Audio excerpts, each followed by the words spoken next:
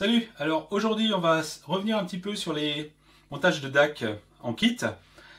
Ici on va pouvoir faire une comparaison entre deux produits SS, un kit avec le 9018 et un kit qu'un lecteur du blog m'a gentiment prêté, un kit à base du 9023 qui est le kit Subu qui a été mis en œuvre par un Indien et qui a été aidé par d'autres personnes sur le forum américain Do It Yourself Audio. Et donc c'est une souscription a été faite sur ce montage, les différentes versions, pour avoir quelque chose de tout fait, comme ça, d'intégrer, en utilisant ce chipset ESS qui est beaucoup moins cher que l'autre, qui est beaucoup plus simple à mettre en œuvre. C'est vraiment un tout en un, à part le fait qu'il n'offre pas d'entrée SPDIF directement. Donc ici ils ont utilisé un Wolfson en tant que récepteur SPDIF qui va attaquer directement le chip ESS. Alors c'est un petit kit qui coûte vraiment pas cher, qui est vraiment intégré et simple, qui est quand même un petit peu ouvert sur certains aspects. Et donc il est intéressant, je pense, de faire la comparaison entre vraiment les deux produits extrêmes de la gamme ESS, où un produit tout simple, tout en un, avec une seule tension d'alimentation, ainsi qu'une alimentation qui est fournie avec, qui fait partie du lot. C'est quelque chose qui simplifie la vie. Et le kit ESS qu'on trouve un peu partout maintenant, même chez Audiophonics par exemple, qui est beaucoup plus compliqué, avec beaucoup d'alimentation, beaucoup de choses annexes, ainsi que l'étage de sortie, qui est intégré dans la version ES9023. Donc on va pouvoir voir si il y a vraiment beaucoup de différences entre les deux, si la complexité de l'un vaut le coup par rapport à la simplicité de l'autre, etc. Donc on va pouvoir faire quelques mesures là-dessus. Je vais quand même commencer un petit peu avant à rajouter une petite précision sur ce kit-là au niveau des modes software et hardware. J'ai eu quelques demandes par courrier sur ce sujet-là, sur comment il faut le brancher, etc. C'est vrai que ce kit-là, quand je l'ai reçu, il n'y avait strictement aucune dock, et donc ce mode-là, qui sont plus ou moins sous-entendus lorsqu'on a, par exemple, l'option utilisant l'USB, ainsi qu'un microcontrôleur qui est fourni avec, on voit qu'il y a la version autonome, il y a une version où il y a quelque chose qui vient se rattacher dessus, et c'est pas toujours très clair. D'ailleurs, c'est pas expliqué vraiment du tout. Voilà, donc on va regarder un petit peu cet aspect-là, et après, on va pouvoir directement faire les mesures de comparaison entre les deux, et voir ce qui se passe sur ces deux kits-là, voir s'ils tiennent bien leurs promesses.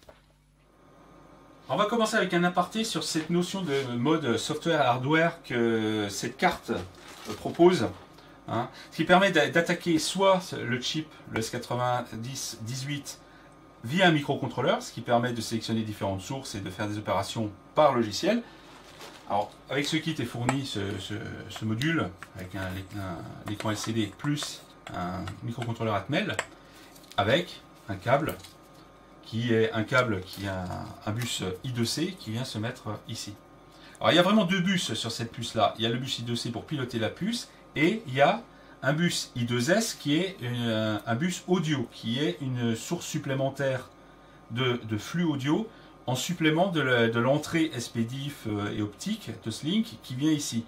Donc lorsqu'on veut l'utiliser en mode logiciel, software, c'est parce qu'on a à la fois cette entrée SPDIF et l'option ici USB, comme celle-ci, qui vient se mettre en supplément sur cette carte. Donc on a une source I2S audio plus la source SPDIF, et donc il faut pouvoir commuter entre les deux, et c'est pour ça que le mode logiciel existe.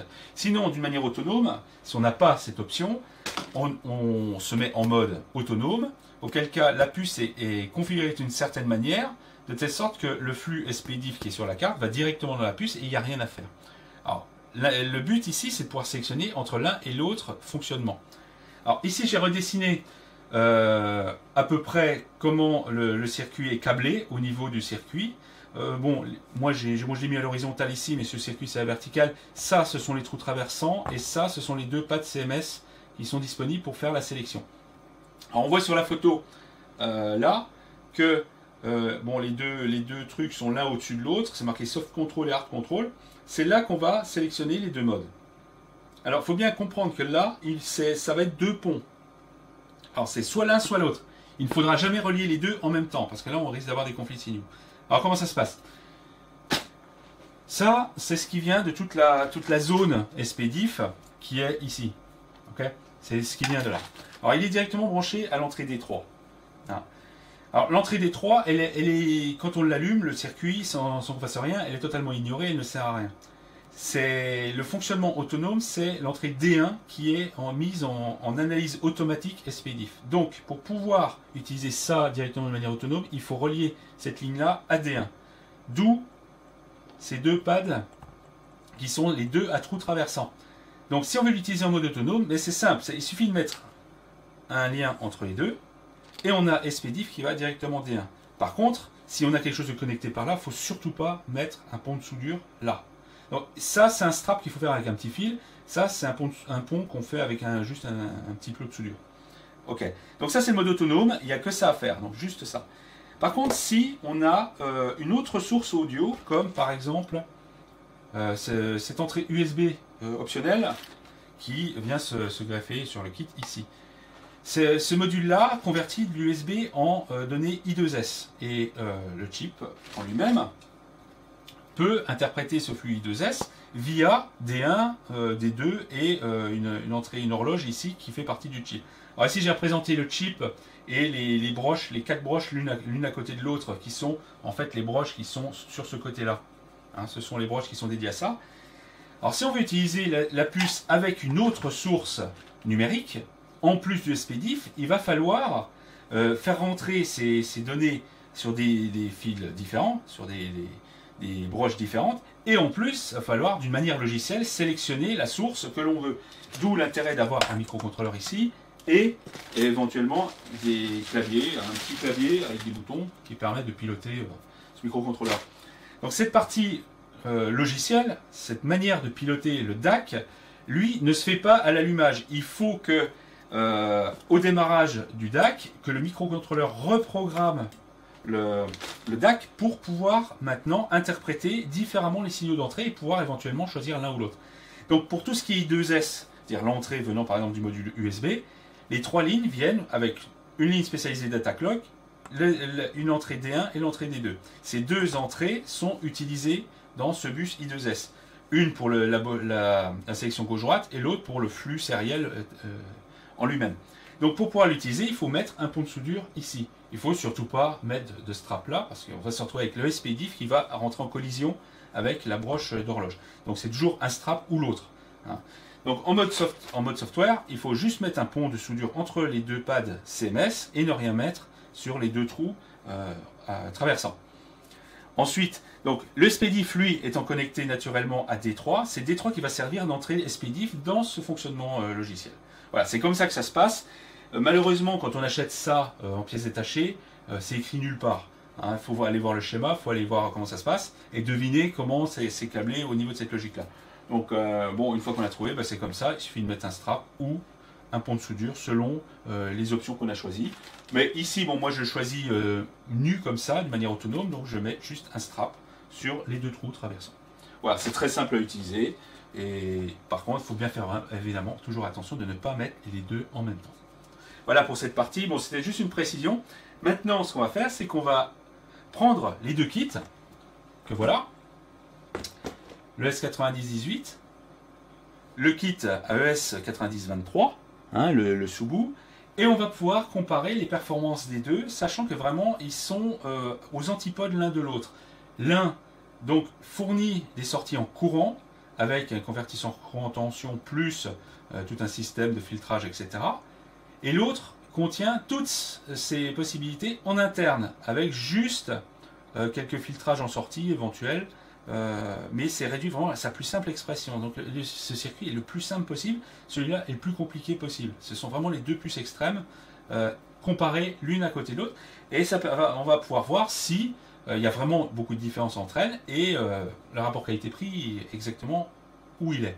Voilà, donc on va commencer par faire quelques mesures là-dessus. Et puis on va pouvoir voir si on peut faire quelques trucs supplémentaires. Bien, moi j'ai déjà organisé un banc de mesure. Ici on va essentiellement regarder au niveau FFT pour des raisons pratiques, parce que ça montre beaucoup de choses d'un coup et ça permet de comparer d'une manière très visuelle les deux choses. Donc tout simplement ce que j'ai fait, c'est que j'utilise un générateur SPDIF pour attaquer chacun des deux DAC et j'ai pris le canal de droite de chacun, hein, et je les ai mis exactement dans les mêmes conditions. Alors on peut voir ici, je n'ai pas mis la même échelle au niveau du signal d'entrée. J'ai mis pleine échelle pour l'un et un petit peu moins pour l'autre parce que le gain n'est pas tout à fait le même. Le but c'est d'avoir exactement le même niveau de sortie, ce qui permet de comparer les deux d'une manière équivalente. Ce qui permet vraiment d'éviter de faire des calculs de translation de courbes pour comparer. Donc je me suis mis dans les mêmes conditions dans les deux cas. Donc on va commencer simplement par faire une mesure des deux, tac, en même temps, et on va voir ce que ça donne.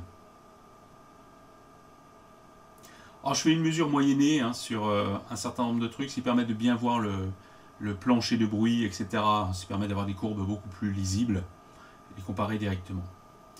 Donc voilà les deux DAC. Alors le bleu, ça correspond à l'ES 9018 et le vert à l'ES 9023.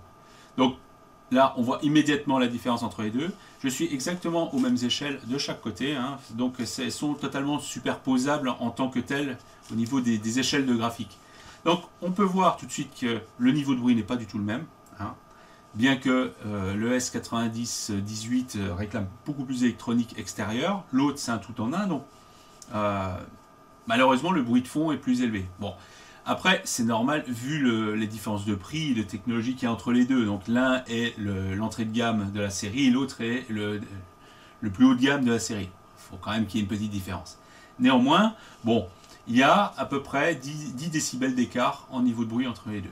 Ensuite, regardons un peu les distorsions. Donc là, je suis à 1 kHz. On va regarder les distorsions qui sont là. Alors, je vais cacher plus ou moins la courbe bleue, ou plutôt la verte, ce serait plus facile à lire, pour voir les niveaux de distorsion. Alors on voit tout de suite aussi que les niveaux de distorsion sont plus élevés sur le S9023. À peu près du même ordre de grandeur, ou même peut-être plus. Ici, dans les harmoniques plus élevées, il y a peut-être, on va dire peut-être 20 décibels d'écart. Ouais, c'est ça, il y a à peu près 20 décibels d'écart. Donc il y a quand même une différence importante au niveau de la distorsion harmonique. Alors pour vérifier un peu mieux ça, comme je suis à pleine échelle ici sur ce canal, qui est le canal de l'ES9023, ce qu'on va faire c'est qu'on va baisser le niveau des deux pour voir si l'effet d'être pleine échelle influe ou pas. Alors on va se mettre à mi-échelle, je vais me mettre à mi-échelle ici, et je vais me mettre à la moitié de l'autre, de telle sorte que j'ai la même chose des deux côtés. Alors ici, ça va être une demi-échelle, et puis l'autre, ça va faire 28, c'est 0,45, et 45 et 14, 50, 59, quelque chose comme ça. Donc 0,459. Donc on est normalement à peu près dans le même genre de niveau. Donc je vais refaire la mesure. Donc ici, le point en hauteur ici devrait être descendu, évidemment. Pour voir si la puce, lorsqu'elle est à pleine échelle, elle distord ou pas, ce qui est possible. Voilà. Donc ici, effectivement, tout est descendu d'un cran, ce qui correspond bien à ce qui se passe en réalité. Le bruit de fond ici n'est pas forcément un bruit de fond analogique dû aux amplis de sortie, mais ça peut être le bruit de fond numérique de calcul qui descend avec le niveau du signal. On verra ça un petit peu après. Donc là, on va pouvoir comparer ici les distorsions qui sont descendues, elles. Les distorsions sont moins importantes. Donc effectivement, il y a une différence de distorsion si on attaque la puce à plein niveau. Il y a quelque chose, des distorsions qui apparaissent. Alors que là, comme je suis à demi-échelle d'entrée ici, ici la distorsion est devenue plus faible. Alors que l'autre, lui, il a globalement descendu d'une manière générale et le pic des distorsions sont à peu près du même genre. Donc, il est bon de savoir que sur le S9023, il faut éviter de l'attaquer à pleine échelle. Donc là, bon, juste avoir un petit peu de réduction au niveau de l'attaque en numérique et on obtient de la distorsion qui part dans le bruit directement. Donc ça, c'est intéressant. On a du résidu haute fréquence. Alors ici, c'est difficile de savoir si c'est pas des trucs que je capte avec les alimentations et découpage, ou si simplement c'est le système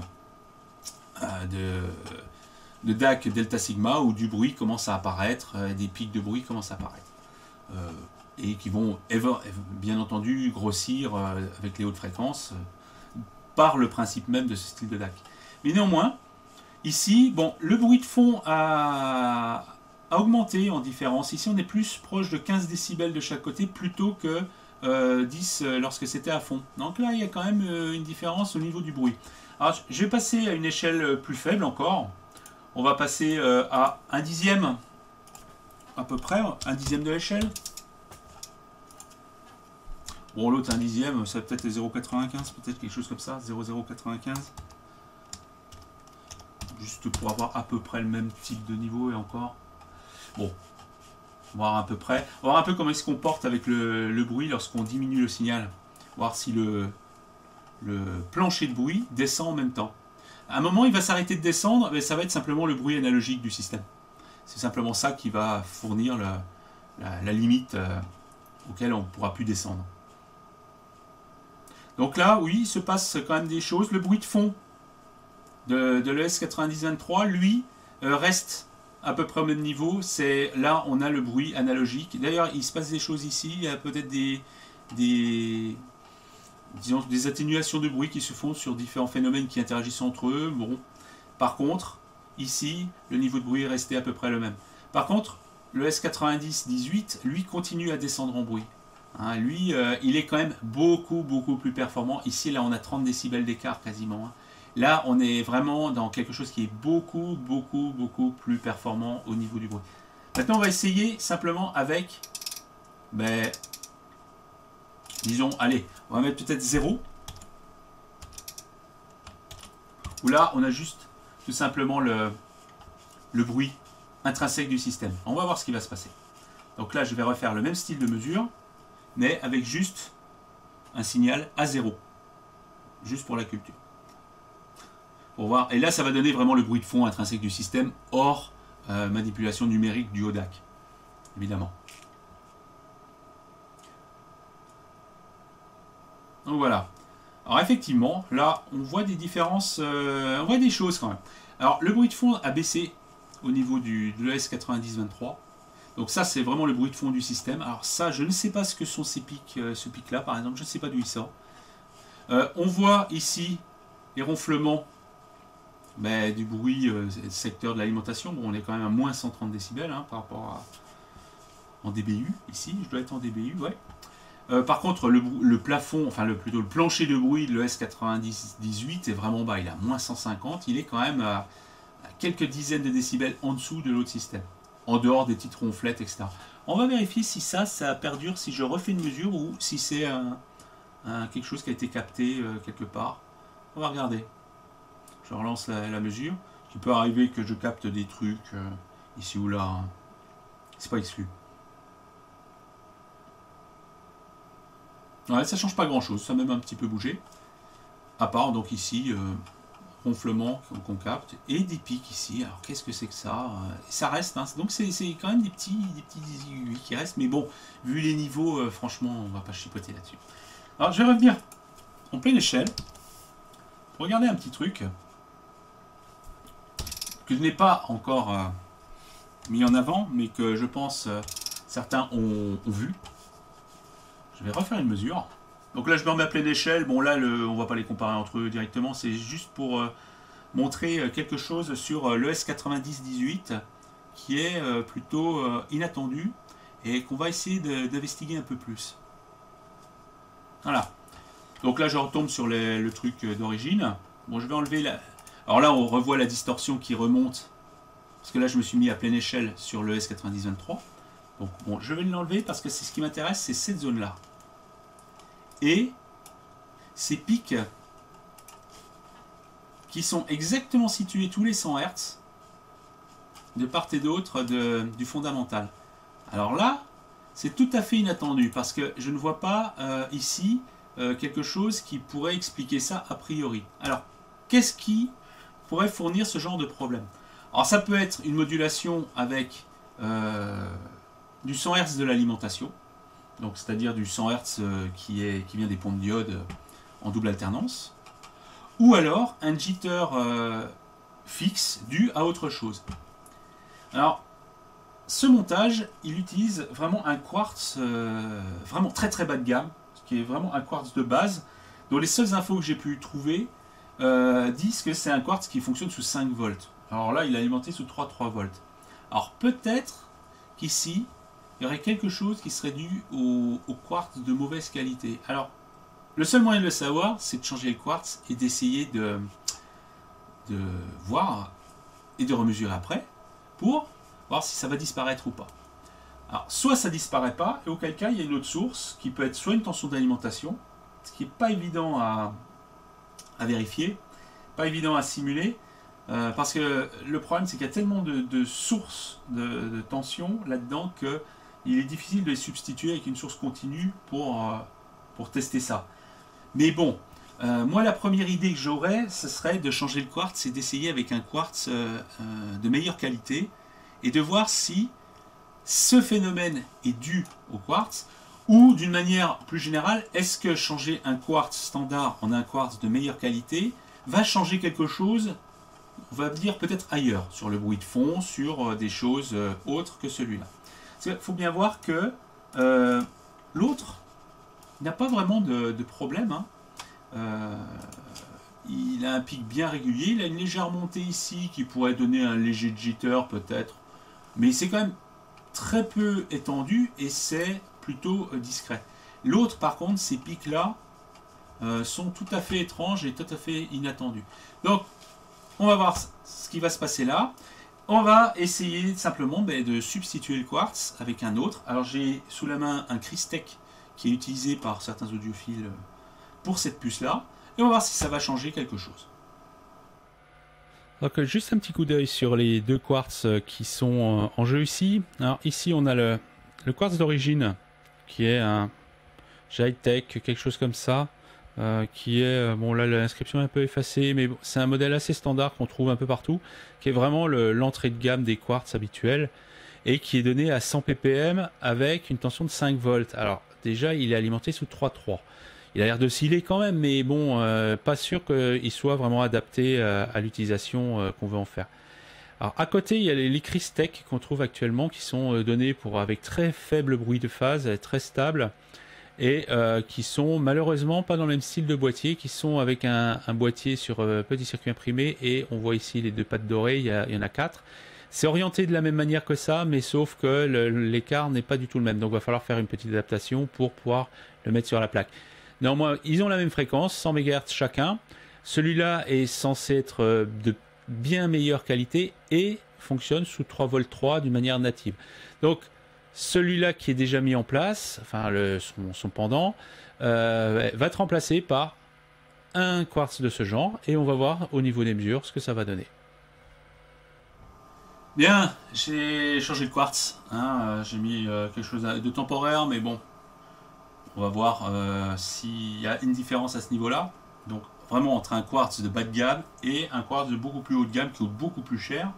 Donc on va faire la mesure et on va voir ce qui se passe. Difficulté ici étant de souder des petites pattes sur le circuit du quartz pour pouvoir faire rentrer dans les trous qui sont dans la plaque. C'est pas évident, mais bon. Et là, on peut voir tout simplement, ça ne change absolument rien. Alors je vais aller rechercher la courbe d'avant, que voilà. Enfin, j'ai les deux, c'est ça qui est embêtant, mais on voit que ça ne change absolument rien. Bon, faut faire fi de la verte, mais on voit que à la limite, les pics sont un peu plus larges.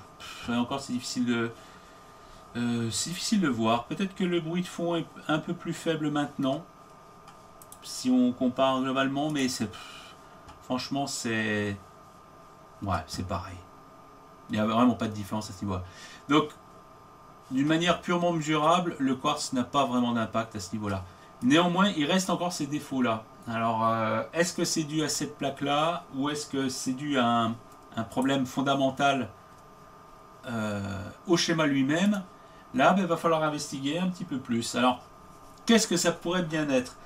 À part quelque chose de 100 Hz qui vient s'interférer là-dedans, c'est pas évident à voir. Alors, on pourrait peut-être imaginer qu'il y ait de la saloperie qui vient s'insérer dans toute la circuiterie qui met en forme le signal SPDIF. Alors pour ça, je dois avoir le schéma du du circuit lui-même. Voilà.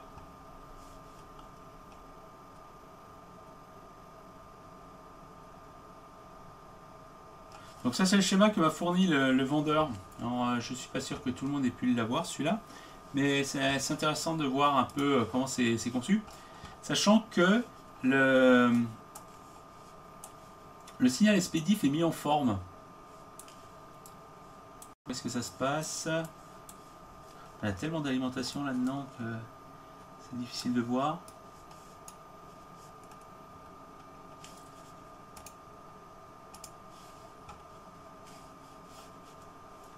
Alors, donc ici on a l'entrée coax. Ah non, ça c'est le quartz. Les symboliques ici sont pas super terribles. Donc ici, oui, on a l'entrée donc ici optique et l'entrée coax. Et voilà le circuit de mise en forme qui est utilisé. Alors peut-être que ici il y a de la saloperie qui véhicule et qui fait que la sortie ici est perturbée par de la ronflette. Ça pourrait être ça. Donc ça, il faudrait regarder un peu ce qui traîne à ce niveau-là. Sinon, après, c'est du pur problème d'alimentation. Un problème d'alimentation analogique ou côté numérique, c'est difficile à voir aussi. Donc là, bon, je pense qu'il va falloir investiguer un peu, essayer de voir qu'est-ce qui pourrait bien être la cause de ces problèmes-là. Hein. Je n'ai pas vu ça sur d'autres mesures faites par d'autres personnes, donc peut-être que c'est cette plaque-là spécifiquement qui a ce problème.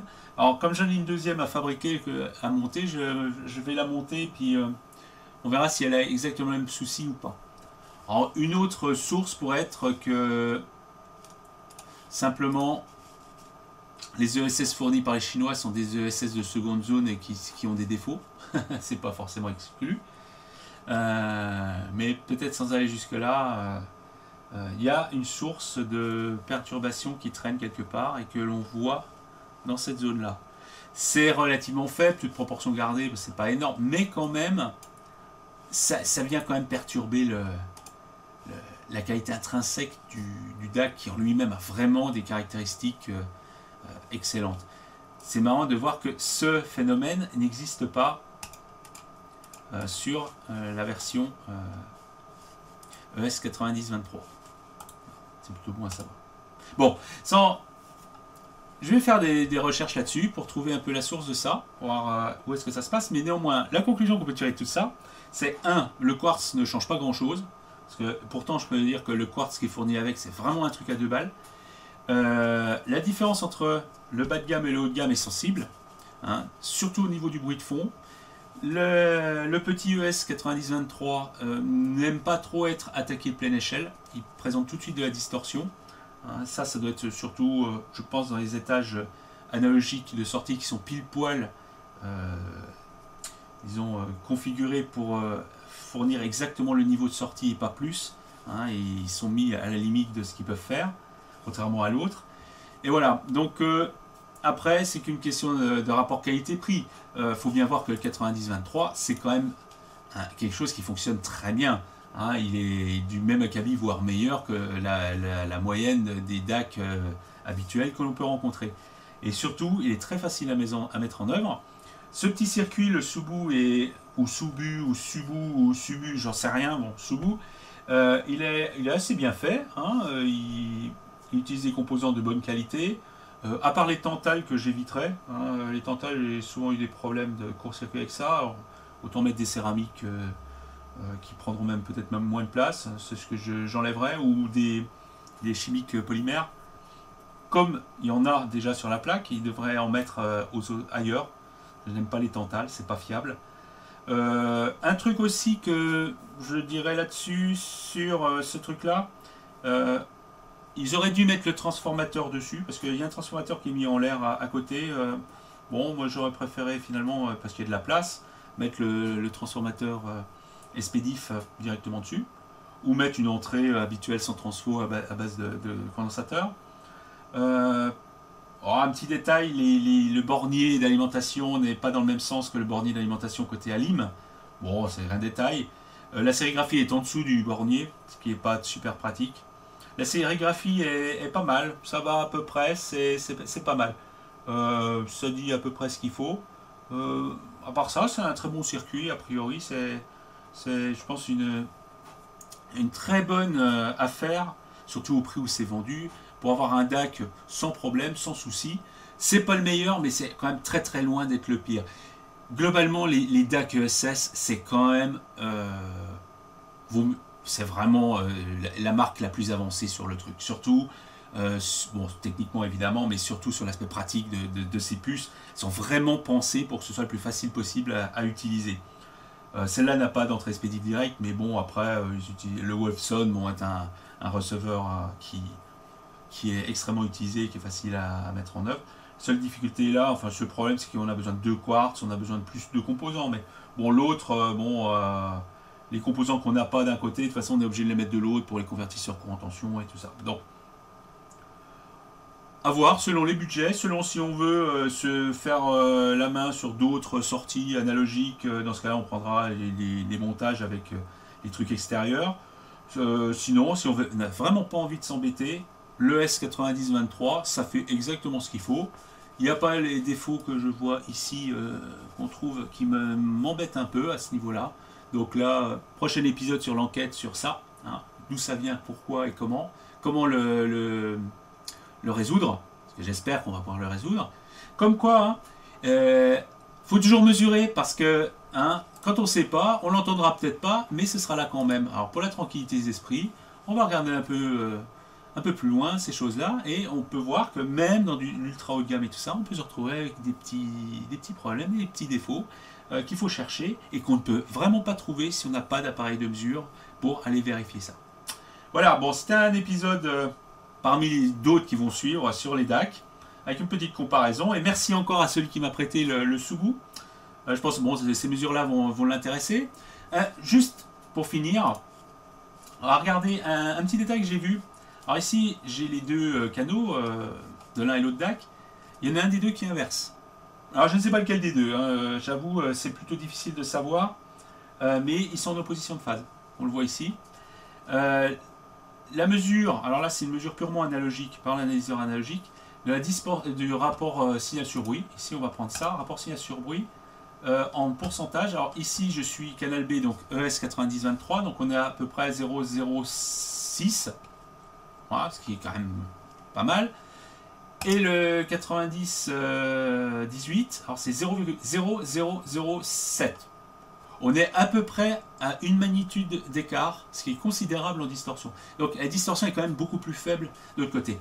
Néanmoins, je vais quand même pas désavantager l'autre, je vais diminuer le niveau, je vais mettre juste à moitié des 2 côtés, parce qu'on a vu que la distorsion augmentait avec la sortie. Donc ici, donc, je suis avec le S90-18, je suis à 0,00080. Donc la distorsion a augmenté parce qu'elle reste fixe malgré le niveau qui est baissé. Et de l'autre côté, on est à 0,004. Donc elle a baissé, contrairement à l'autre qui a monté. Mais néanmoins, il y en a un qui vaut 5 fois plus que l'autre. Il y a quand même une grosse différence entre les deux DAC. Mais bon, il y a quand même une difficulté supplémentaire de l'autre côté. Ce ne sont pas les mêmes gammes de puces, mais néanmoins, les deux ont vraiment leur place dans le monde audio. Et franchement, le petit DAC, il est vraiment très très loin d'être ridicule, et c'est une excellente affaire.